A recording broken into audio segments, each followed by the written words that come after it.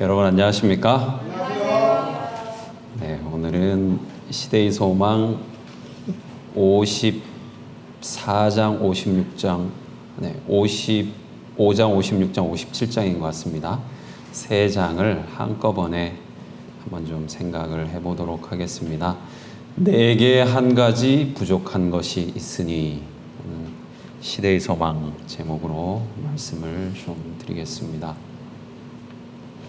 마가복음 10장 13절로 22절의 말씀을 읽어드리겠습니다. 마가복음 10장 13절로 22절입니다.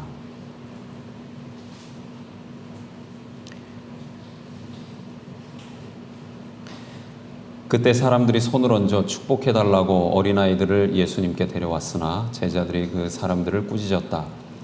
그러나 예수님은 이것을 보고 분개하시며 그들에게 말씀하셨다. 어린아이들이 나에게 오는 것을 막지 말아라. 하나님의 나라는 이런 어린아이와 같은 사람들의 것이다. 내가 분명히 말해둔다. 누구든지 하나님의 나라를 어린아이와 같이 받아들이지 않는 사람은 그 나라에 절대로 들어가지 못할 것이다. 그러고서 예수님은 어린아이들을 안고 머리 위에 손을 얹어 축복해 주셨다. 예수님이 길을 가시는데 한 사람이 달려와서 무릎을 꿇고 선한 선생님, 제가 무엇을 해야 영원한 생명을 얻겠습니까? 하고 물었다. 그래서 예수님이 그에게 대답하셨다. 왜 나를 선하다고 하느냐? 선한 분은 하나님 한 분뿐이시다. 너는 살인하지 말아라, 간음하지 말아라, 도둑질하지 말아라, 거짓 증언하지 말아라, 남을 속여 빼앗지 말아라, 내 부모를 공경하라고 한 계명들을 알고 있겠지? 그러자 그는 선생님, 저는 이 모든 것을 어려서부터 다 지켜왔습니다 하였다. 그때 예수님이 사랑하는 마음으로 그를 바라보시며 말씀하셨다. 내게 한 가지 부족한 것이 있다. 가서 내 재산을 다 팔아 가난한 사람들에게 나눠주어라. 그러면 내가 하늘에서 보물을 얻을 것이다. 그리고 와서 나를 따르라. 그러나 그는 재산이 많으므로 이 말씀을 듣고 근심하여 가버렸다. 동창 모임에 갔더니 한 친구가 웃으면서 자기 마트에 갔었던 얘기를 해줬어요.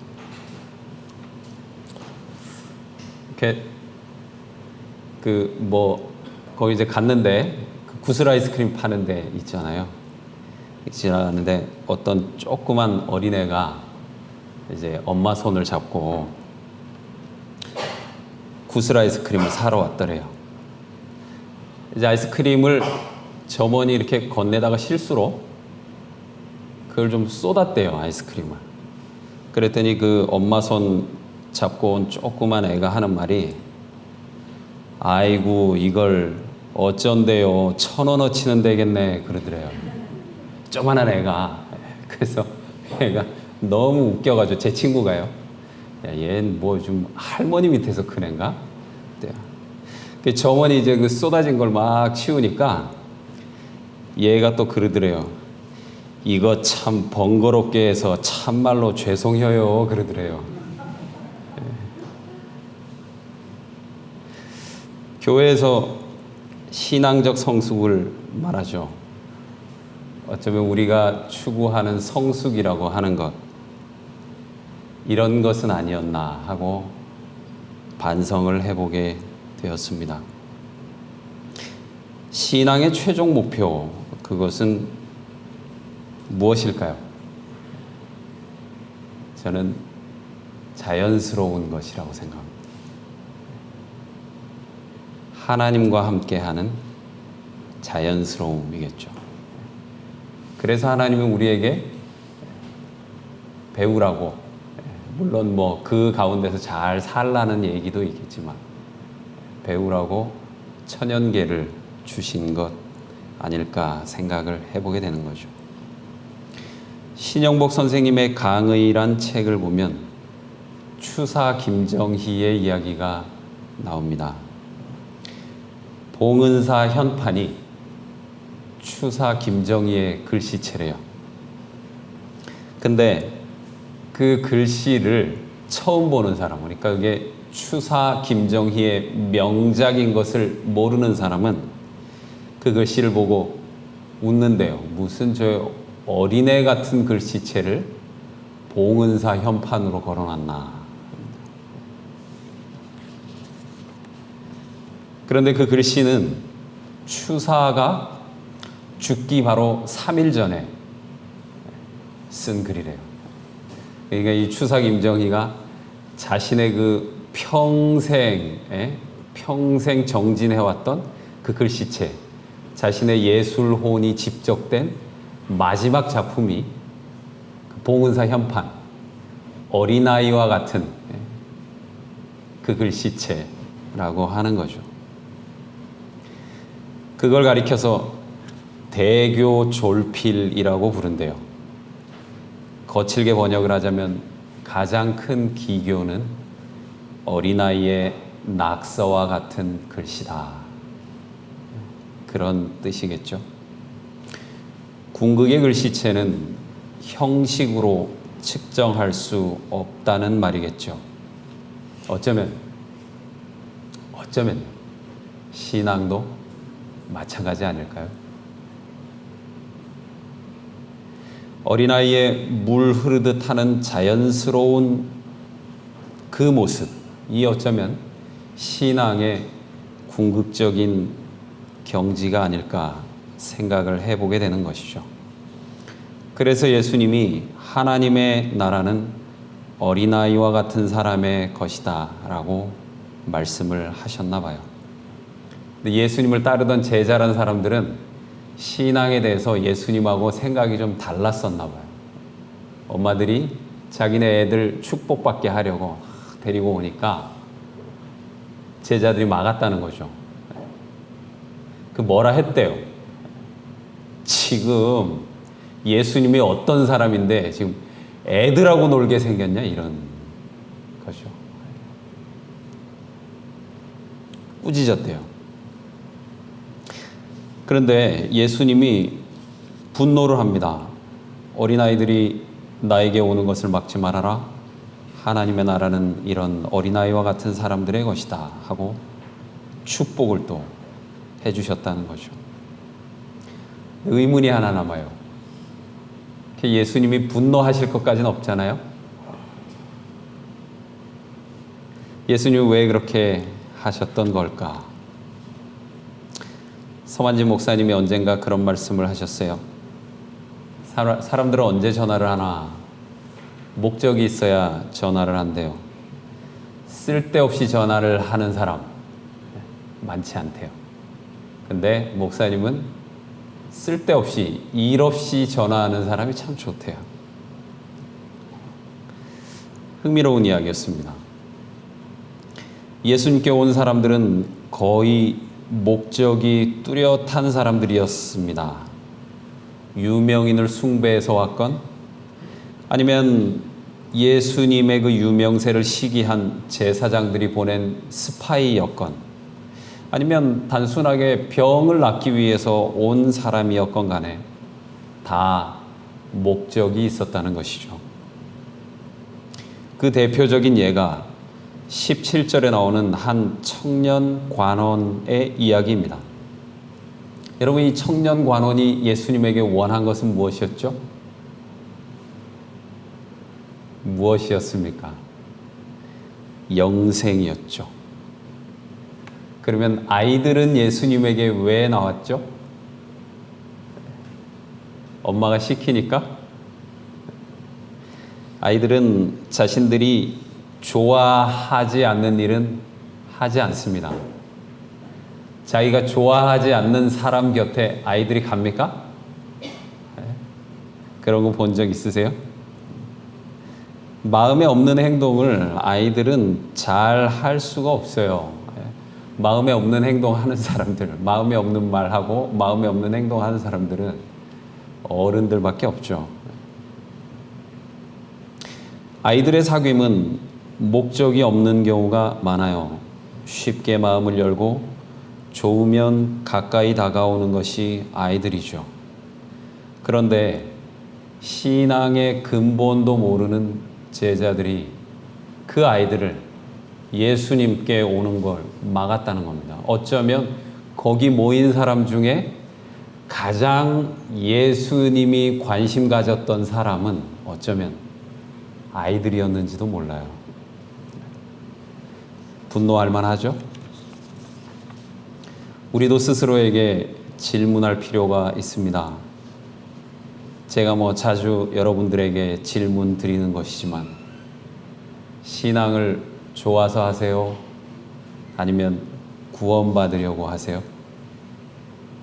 오늘 교회 여러분들은 예수님이 좋아서 오셨어요? 아니면 계명을 지키기 위해 오셨어요? 마음은 전혀 없는데 영생을 얻기 위해서 억지로 예수님께 나오는 것처럼 불행한 일이 또 있겠습니까? 어떤 사람은 그래요. 안식일 교인은 반드시 구원을 받아야 된대요. 왜요? 그랬더니 그분이 그래요. 남들 다 일요일에 편하게 교회 가는데 안식일 교인들은 안식일 지키느라 온갖 고생을 다 했다는 거예요. 남들은 먹고 싶은 건 마음대로 먹는데 안식일 교인들은 맛있는 오징어도 못 먹는다는 거죠. 남들은 그냥 교회, 평범한 교회 다니는데 이 사람들은 이단 소리 들어가면서 어렵게 교회를 다녔는데 구원을 못 받으면 너무 억울하지 않느냐 하는 것입니다. 여러분, 맞는 말입니까? 맞아요? 비슷한 목적을 가지고 온 사람이 또 있었어요. 그 사람은 예수님의 사역 초기에 예수님에게 접근했던 니고데모라는 학자였습니다. 지성으로 신앙의 세계를 이해하려고 했었나 봐요. 그래서 그랬는지는 모르지만 예수님에게도 선생님이라고 불렀어요. 그런 그에게 예수님이 돌직구를 날립니다. 거듭나지 않으면 하나님 나라를 볼 수 없다. 네가 생각하듯이 영생이라고 하는 것, 천국이라고 하는 것, 신앙이라고 하는 것은 어떤 형식의 차원, 행함의 차원, 글자의 차원, 지식의 차원을 넘어서는 것이라는 겁니다.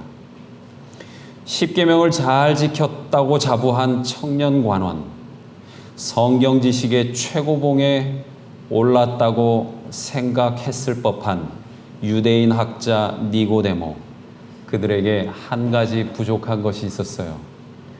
그것은 무엇이었냐면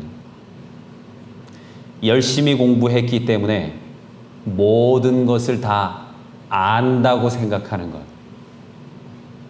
그게 문제였어요. 모든 율법을 다 지키려고 노력했기 때문에 어느새 지킬 것이 없는 신앙이 되어버렸던 것이죠. 그들에게 신앙생활이란 전혀 새로울 것이 없는 종교적 의무들을 습관적으로 반복하고 자신의 삶과는 아무런 관련이 없는 종교적 지식을 되풀이해서 암기하는 불행한 신앙이었다는 것입니다. 그들에게 한 가지 부족한 것, 그것은 바로 거듭남이었어요. 다시 아이가 되는 것이었습니다. 그들의 발목을 잡고 있었던 것은 다름 아닌 그들이 자랑스러워하던 신앙적 성취였습니다. 동료 인간들과 비교해 봤을 때 더 이상 이룰 것이 없을 정도로 높이 올라간 그들이 예수님께 나온 이유는 어쩌면 다른 것이 아니고 예수님의 인정이 필요했던 것 아니었을까요? 본능적으로 배우고 뚜렷한 목적이 없어도 그저 좋으면 사람을 만나는 어린아이들과는 굉장히 대조적인 만남이었습니다. 우리는 스스로에게 다시 물어야 합니다. 오늘 내가 예수님에게 나온 진짜 이유는 무엇인가를 말입니다. 진심으로 예수님 앞에서 무언가를 배우러 왔는가? 아니면 나는 괜찮은 그리스도인이라는 사람들의 인정을 받고 싶기 때문인가? 아니면 나는 구원받았다라는 마음의 확신을 갖기 위해 온 것인가? 나는 정말 예수님을 좋아해서 교회를 다니는가? 아니면 영생을 얻기 위해 다니는가? 하는 것입니다. 둘 다라고요? 네. 좋으니까 영생도 얻고 영생 얻으니까 예수님도 좋아지고 그런 겁니까? 17세기의 사상가였던 파스칼이 도박이론이라는 이야기를 했대요. 신을 믿으면 별다른 손해를 보지 않고 영원을 얻을 수 있지만 천국의 제안을 거절하면 자칫 모든 걸 잃는다. 그러니까 안 믿는 것보다 뭐가 좋은 거예요? 믿는 게 좋다는 거예요. 믿음이 없어도 그냥 어차피 뭐 천국이라는 게 있든 없든 있으면 자기 믿었다는 이유로 영생을 얻으니까 그게 좋다는 거예요. 믿어서 손해볼 게 없다라는 말이죠. 우리가 흔히 하는 말이죠. 신앙이란 혹시 이르러 올지 모르는 위험을 대비하기 위한 보험용으로 하는 것. 그것이 우리의 신앙일까요? 시대소망에 이런 이야기가 있어요. 하나님의 계명을 지켰다는 그의 주장은 기만이었다. 그는 재산이 자기의 우상임을 보여주었다. 세상이 그의 애정의 첫째 자리를 차지한 동안 그는 하나님의 계명을 지킬 수 없었다. 그는 선물의 시여자보다 하나님의 선물들을 더 사랑하였다. 그리스도는 청년에게 당신과의 친교를 제의하셨다. 그분은 나를 따르라고 말씀하셨다. 그러나 그에게 있어 구주는 사람들 가운데서 그의 이름이나 재물만큼 귀중하지 않았다. 중요한 건 이거죠. 그에게 있어서 구주는 사람들 가운데서 그의 이름이나 재물만큼 귀중하지 않았다. 보이지 않는 하늘 보화를 위하여 보이는 세상 재물을 포기하는 것은 너무 큰 모험이었다. 그는 영생의 제의를 거절하고 떠나갔다. 그때후로 항상 세상이 그의 경배의 대상이 될 것이었다. 무수한 사람들이 이와 같은 호된 시련을 통과하면서 그리스도와 세상을 저울질하고 있다.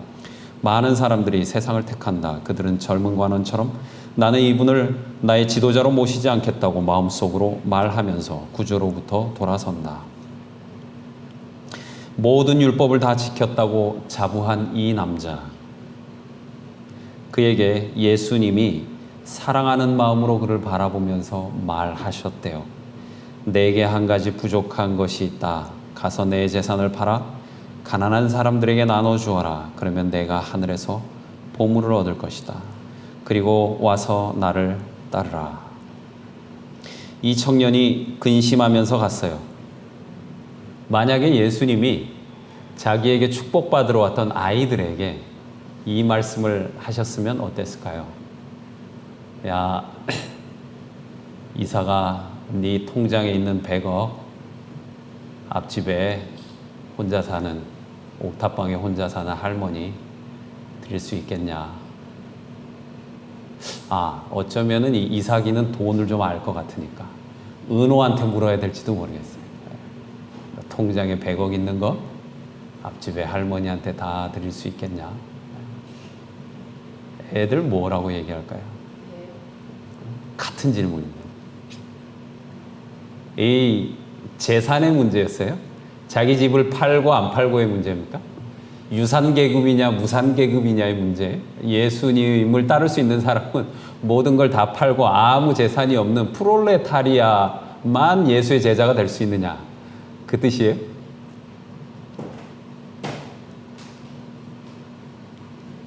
아니죠. 상대방에 대한 애정이 있느냐 하는 겁니다. 있다면 그 애정의 크기는 과연 어느 정도냐라고 하는 것이죠. 주인의 재물로 선심 쓰듯 사람들의 빚을 탕감해 주었던 불의한 청지기. 어쩌면 이 불의한 청지기야말로 아이들의 마음으로 다시 거듭난 사람은 아니었을까요?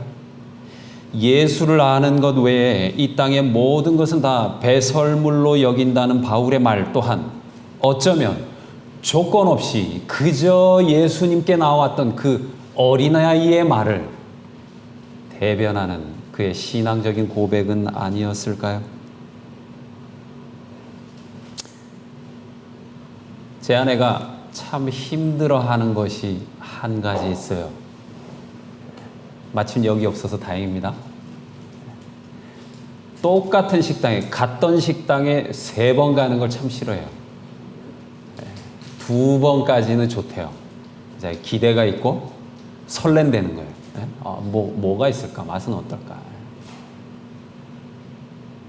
반면에 저는 한 식당 괜찮으면 계속 가요. 네, 죽어라고 가요. 이유는 음식이 맛있어서가 아니고 다른 식당을 고르는 게 귀찮아서. 네, 뭐 그런 거 고르는 게 너무 귀찮아요. 저는. 너무 고통스러운 일이에요. 그래서 아내하고 이렇게 어디 밥 먹으러 한번 가자 그러면 요거에 좀 쉽지 않겠죠? 예, 한 식당 3번 가면 벌써 별로 안 좋아하니까. 그래서 제가 어느 날 제 아내에게 물었어요. 아니 당신 같은 식당 3번 안 가는데 나하고는 어떻게 20년 살았냐? 이렇게 물어봤어요. 그랬더니 웃더라고요. 그 웃음의 의미가 무엇인지 모르겠어요. 예. 요즘은 약간 두렵기도 해요. 예. 그 웃음이. 그래서 첫 키스만 50번째라는 영화가 나왔나 봐요. 기억상실증에 걸린 여자. 하루만 기억을 하는 거예요. 남자는 똑같아요. 바뀌지 않아요. 근데 이 여자에게는 계속 다른 남자예요. 그날 밤에 자기 기억이 죽는 거예요. 그러니까 항상 남자가 새로워요. 어떻게 생각하세요? 사도 바울이 고린도전서 15장에서 나는 날마다 죽는다고 했어요. 물론 다른 이야기를 하면서 그 얘기를 했습니다.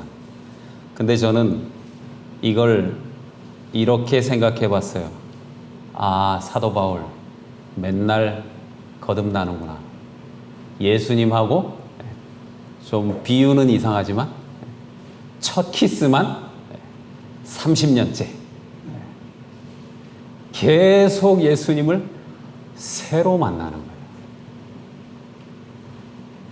늘 만나도 신선한 거예요. 어제 죽었으니까. 항상 만나도 놀라운 거예요. 신선한 거예요. 경이로운 거예요. 성경 말씀이 항상 새로워요. 어제 봤던 말씀인데 왜냐하면요. 어제 죽었으니까. 어제 보고 죽었어요. 자기가 읽었던 그 말씀은 어제 읽었던 그 동일한 말씀이 아니에요. 어제 만났던 그 예수가 아니에요. 지난 안식일에 보았던 그 예수가 아니에요. 왜냐하면 지난번만 해도 우리는 7번 죽었으니까 새로운 거예요. 그런 게 싫다고요? 저처럼? 익숙한 식당 가는 게 좋으시다고요? 힘들다고요? 그런데요. 여러분들의 신앙에 권태가 찾아올 때 이 말씀을 펴서 생각해 보세요. 천국은 이런 자의 것이다. 익숙한 것을 새롭게 볼 줄 아는 사람의 것이죠. 그래서 예수님이 말씀하신 팔복을 생각해 봤어요. 마음이 가난해서 늘 배우는 사람. 사람들이 울면 괜히 슬퍼져서 자기도 따라 우는 사람. 마음이 독하지 않고 유순한 사람. 옳은 것을 배우면 그대로 실천하는 사람. 불쌍해 보이는 사람을 그저 불쌍히 여기는 사람. 마음이 깨끗한 사람. 어딜 가든지 어색하지 않고 친구를 쉽게 만들어서 평화를 이룰 줄 아는 사람. 오해받기 십상이지만 옳은 일을 아무 생각 없이 하다가 쓸데없이 핍박까지 받는 사람. 그 사람 어떤 사람일까요? 어린아이 아니겠습니까?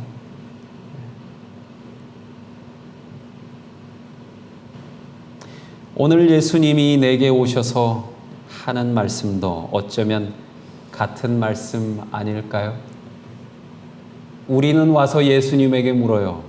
어떻게 하면 영생을 얻을 수 있습니까? 그러면 아마 예수님 대답하실 겁니다. 내게 한 가지 부족한 것이 있으니 그것은 너의 전 재산을 다 팔라고 하는 엄청난 도전의 말씀이라기보다는 네가 정말 사랑하고 있는 것은 무엇인가 하는 것입니다. 네가 진짜 좋아하는 것은 무엇이냐 하는 것일 겁니다. 네 신앙에서 껍데기를, 형식이라고 하는 껍데기를 걷어내고 의무, 제도, 내가 받아왔던 교육, 신앙적인 습관, 그걸 다 걷어내면 그 가운데에 있는 가장 본질적인 감정은 무엇이 남느냐 하는 질문입니다. 내게 한 가지 부족한 것이 있다. 그 부족함은 어쩌면 우리가 늘 고민해왔던 어떤 엄청난 헌신이 아닐지도 모릅니다. 내게 한 가지 부족한 것이 있다. 이 말씀은 어쩌면 넌 너무 어른이 되어버렸어. 예수라는 나를 사랑하기에는 너무 자라버렸어. 라고 하는 질문이 아닐까요? 오늘 말씀을 여기서 줄이겠습니다. 하나님 아버지, 저희들을 좋아해 주셔서 감사합니다. 또 저희들에게 하나님 아버지 사랑하고 좋아하는 마음 넣어주신 것 감사합니다. 때때로 신앙을 생각할 때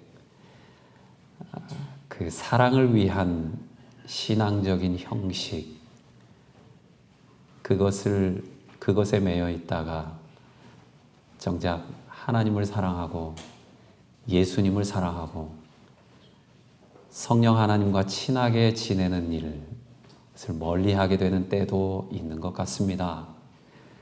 하나님, 저희를 오늘 도와주셔서 무엇보다도 하나님과 가까운 이 날이 될 수 있도록 도와주시고, 우리 주변에 하나님의 이런 좋은 마음, 사랑을 깨닫지 않는 분들에게도 그 사랑을 말해줄 수 있는 저희가 될 수 있도록 도와주십시오. 예수님 이름으로 기도드립니다. 아멘.